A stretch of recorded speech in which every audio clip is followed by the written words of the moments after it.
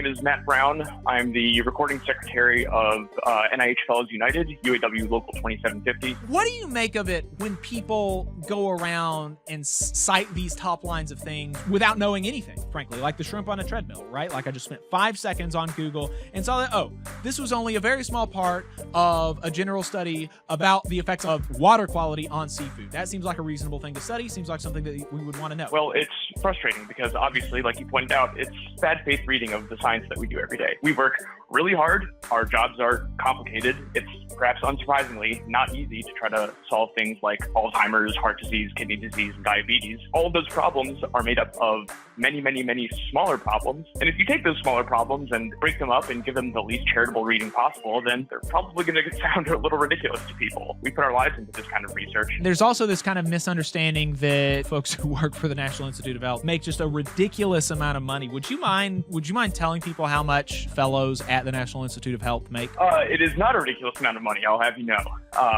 Yeah, our post-baccalaureate and pre-doctoral fellows are somewhere in the $50K range, and I myself, I'm a postdoctoral researcher. That means that I worked hard through my bachelor's degree, 2 years of being a lab technician, and then 6 years of a PhD, and I pull in around $70K a year. I don't consider that extravagant, especially living here in the DC area. If you look at home prices and rent prices around Bethesda, where many of us work, 50K is barely enough to get by, and 70K, especially if you're in a position like a lot of postdoctoral fellows are, where they're trying to support families, it's certainly not extravagant. $70,000 a year for a PhD holder. That is not a lot of money, especially like you said, if you're living in the DMV area.